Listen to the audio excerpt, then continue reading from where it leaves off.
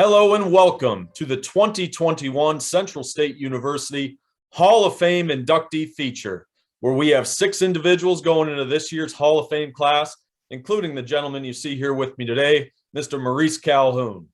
We'll be celebrating each inductee virtually this week with an official induction virtually, but of course, we will have an in-person celebration of each inductee later on in the spring when it's safe to do so. Maurice, thanks for joining us. And I got to ask you first off, when you heard the news that you would be inducted into the Hall of Fame, what went through your mind? Well, it's very rewarding to be selected to the Hall of Fame at Central State. Of course, I played many years ago there, but I was just really escalated in terms of being selected as one of the very few who were able to get into the Hall of Fame at Central State. And you mentioned you played a few years ago. Standout running back in the 60s. A follow-up question, you waited at that time when you were playing, there was no Hall of Fame. Our Hall of Fame wasn't established until the late 80s. Yes. So when you learned about the Hall of Fame, and of course, there was a waiting period there. You talk about the process of getting in and finally being recognized by your peers and being voted on by your peers. What does that mean to you? Well, that means everything, to be recognized by your peers. Of course, many of my teammates back in that day, they're going on to be with their ancestors. But I still think about them many times. Wayne Fleming, Grady Clark, who's the person I went from first grade all the way through college together. He passed many years ago, but there's a lot of people from those teams. But it means everything to me, man. This put a real rewarding on the end of, not at the end, but for your career, and people appreciate you. And we'll talk a lot about your career at Central and those accomplishments in the resume, but going back even further, talk a little bit about your background, where you came from, and ultimately what led you to attend Central State. Okay, well, originally I'm from a small town in West Virginia, St. Albans, West Virginia, which is right next to the capital, Charleston, West Virginia. I played basketball, football, and ran track at that time. And actually, it's really kind of ironic. A coach from another college actually recommended me and my friend Grady Clark to Central State, which the coach was Big Jim Walker, who was, you had to be tough to play for him because he didn't pull no punches. He let you know where you stand. But that's kind of ways really unusual for another college coach, which Mark Cardwell was the football and basketball coach at West Virginia State College. One day, Grady and I was over at West Virginia State College playing basketball, and he called us over and talked and said, would you guys like to go? I got a friend living in Ohio. What about you guys going up to Central State? Oh, man, I was excited. In about 2 weeks, we went up there to visit, and we met Big Jim, Mr. Lucas, Norman Ward, and man, we were just really excited. We couldn't wait till school started. So that's kind of how we got to Central State. And you talk about some of those coaches, Norman Ward and Bill Lucas, of course, Big Jim Walker, your coach, all Hall of Famers, and now you're right there officially with them. As of today, you're officially a Hall of Famer. We're talking with Maurice Calhoun, 2021 Marauder Athletic Hall of Fame inductee. And Maurice, we talk about in the 60s, right? When you were playing and running, and a lot of guys played both ways. That was just the way it went. That's right. For you, you were a player, and now you see what the game is today. How do you react to the way the game has evolved? Well, it is evolved in many ways. I think about sometime back when I first got to Central State, we had those leather helmets my freshman year, and they weren't very comfortable, but it has evolved in many ways. I think the athletes today are probably better conditioned than we were back in those days, because I see these guys, they lifting weights. When I went to Central State, all that, we had weights, but we didn't really put a lot of emphasis in it. But the good thing was we got to play against many great players who went on to become NFL Hall of Famers. Mm-hmm. And HBCU football back then, and now it's kind of having a resurgence now again. But back then, you're talking about folks that you mentioned, NFL Hall of Fame caliber players. yourself going on to the pros and things like that. But you were a 4-year starter at Central State, something that's pretty rare to start all 4 years. And a million different accomplishments during your time here. But for you, was there a specific moment, whether it was either in practice or a game, maybe your first year, where you said, okay, I can really do this and make an impact on the field? Oh yes, oh yes. To kind of tell you what happened was Big Jim Walker. He kind of took me under his wing, and he pulled me to the side, so you could start your freshman year. And I always had confidence in my ability in terms of that, because I was a big guy. Probably at that time I weighed about 220 coming out of high school, and I could run pretty fast. And he liked that about me. He took me on his wing. I mean, I was just one of his boys. He just take me over his house and feed me. He didn't tell the other players and stuff, but he took really good care of me. Yeah, there was a moment. And then after we started playing, I think very first game we played, I can't remember who we played, but anyway, I had a pretty good game, and he kind of patted me on the back, and I knew at that point, that I could compete. And you talk about playing in the 60s, but also as a student at Central State in the 60s, the campus, once again, we talk about evolution, changes, but that campus in the 60s prior to the tornado of 74, it was a different campus. Oh, definitely. Give us a snapshot of what that was like. Yeah, during the 60s, that's when all the demonstrating, people were fighting for civil rights. My first experience with demonstrating was, I remember we went to Yellow Springs on a Saturday there, and Antioch College had joined with Central State. We all kind of marched at that time, but in terms of life was good there. I enjoyed, especially for me, coming from a small place where I came from. It was really exciting for me. But the president was Dr. Charles Wesley, and he was really for the students. I think there were quite a few students. If you wanted to go to school, Dr. Wesley made it possible for you to go. Yeah, because I remember people who did not have, of course, we weren't supposed to do it, but I remember letting a student live in my dorm who did not have a room, and nobody ever said anything. So, it was really eye-awakening. And, if you wanted to go, he'd make the vision for you to go. And Charles Wesley, one of officially the university's first president, right. And of course established the Marauder logo and colors. Right. Which was exciting. He was a great man. He was a great man. He worked with the students, and he made himself available to the students. I remember he would invite some of the football players over to his house to eat dinner. Probably did also with all the sports. I'm just familiar with what went on with the football players. Yes. You talk about unique experience. There aren't many universities where you can rub the shoulders of a president and get to know him like that. And right. A heck of an experience.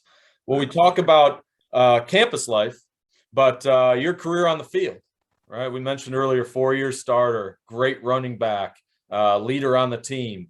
But for you, of all these moments, right, as a player in your 4 years, was there a specific game or a specific performance that stands out for you?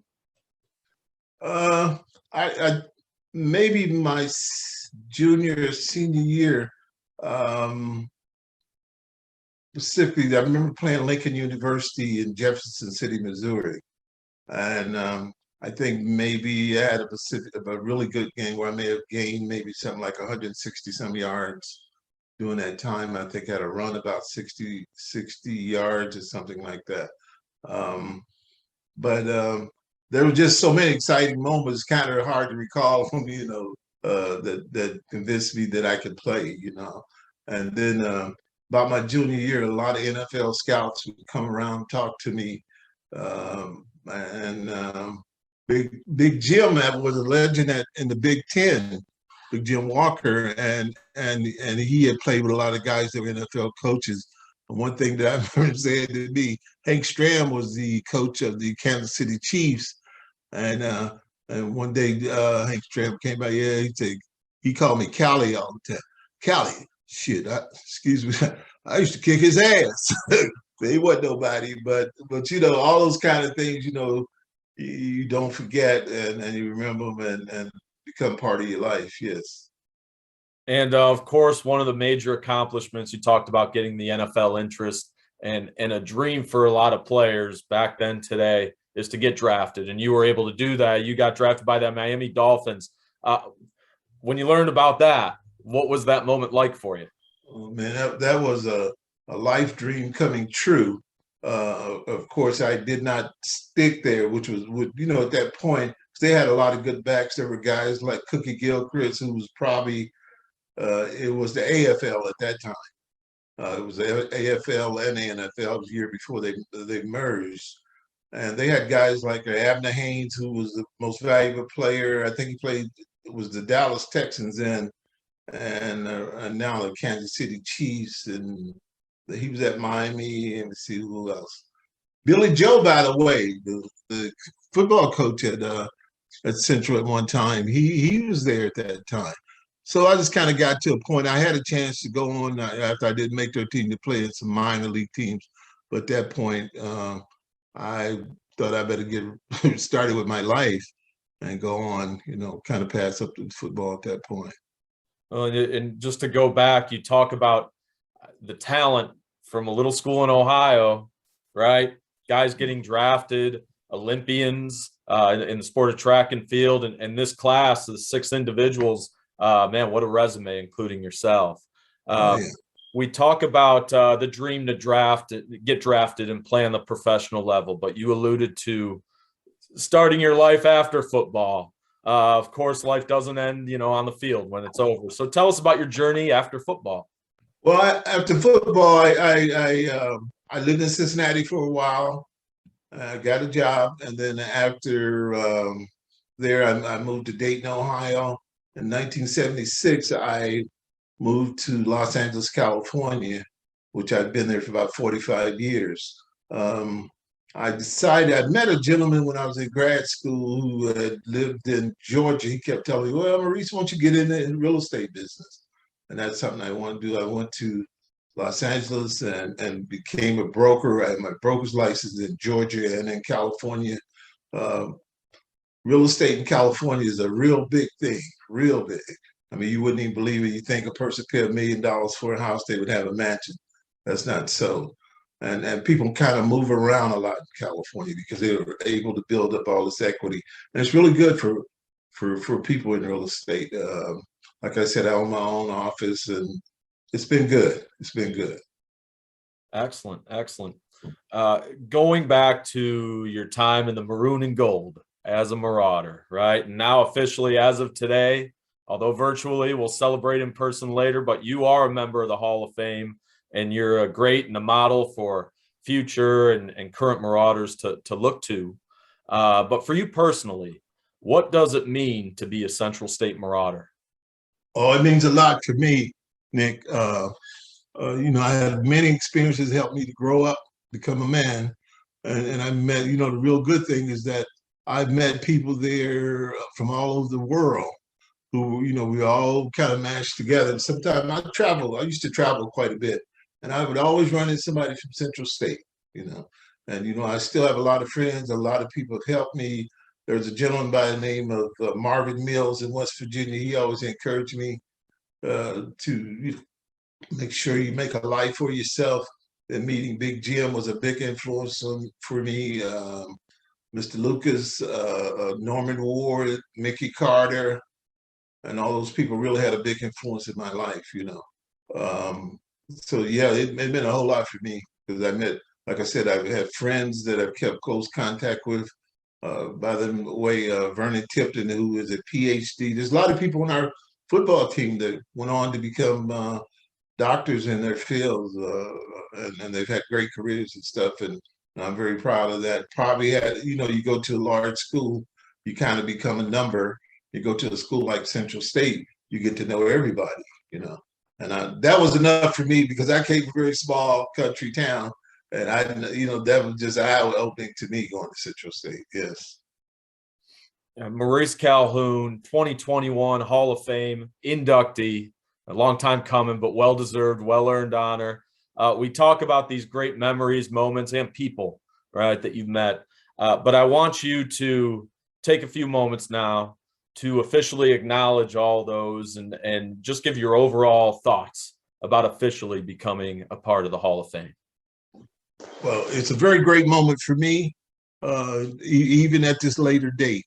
And then, like I said earlier, I met so many people at Central State that helped me. I remember that I had an English teacher named Mrs. Frazier. She would not let you miss her class. She would not start her class. She would say, if somebody didn't come to class, she would say, Mr. Calhoun, I need you to go in the dorm and get Mr. So-and-so and tell him I need him in my class. You know, people who cared about you. One knew, times were a little different then, back in my day. But just being able to grow up and just meet people from all over the world and develop, and still today, we're all in our 70s, probably people that were doing my time. But we still keep in touch and see we get a big people coming to homecoming each year, and that's really rewarding that we can do that. And as we close out this segment, I wanted to show you, of course, we'll celebrate in person in the spring when it's safe to do so. Oh, man. But officially, Maurice Calhoun, as of October 1st, you are a member of our Hall of Fame. And we can't wait to give this to you and present it to you in person, once again, when it's safe to do so, hopefully in the springtime. Okay, sounds good. Whenever you guys ready, just let me know. I'll be there. Of course. And as we close out, Maurice, just final thoughts about being a member of this Hall of Fame. Well, like I said, it's such a great reward, and I really appreciate all the people who voted for me to come into the Hall of Fame. And I would never forget Central State. Never, never, never. And I'm always encouraging students to take a look at Central State. For me, it was one of the best opportunities I've ever had in my life. And being able to go there, I enjoyed the sports and all that, and travel. Actually, that was really my first time in traveling. I can remember first time I had flown on a plane.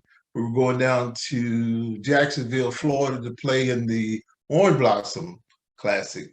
And man, that was really exciting. I mean, I was sitting there just looking out the window and saying, "Oh man, I'm on a plane." And Big Jim knew I was afraid of the planes. He could, "Callie, are you on here?" He walked around. But man, it was a lot of experiences, that we had at Central State, and I wouldn't give anything for it. Well, Maurice Calhoun, once again, 2021 Hall of Fame inductee. We want to celebrate you and celebrate all of our inductees throughout today, virtually, and of course, we'll be doing something in person later in the spring, hopefully when it's safe to do so. And some of the restrictions go away. So once again, Maurice Calhoun, let's celebrate his accomplishments. Accomplishment well earned today, Marauder Athletic Hall of Fame. Congratulations. And we want to thank everyone for joining us today and celebrating these great achievements. You can see interviews from each inductee throughout our social media pages, as well as maraudersports.com. Thank you for joining us.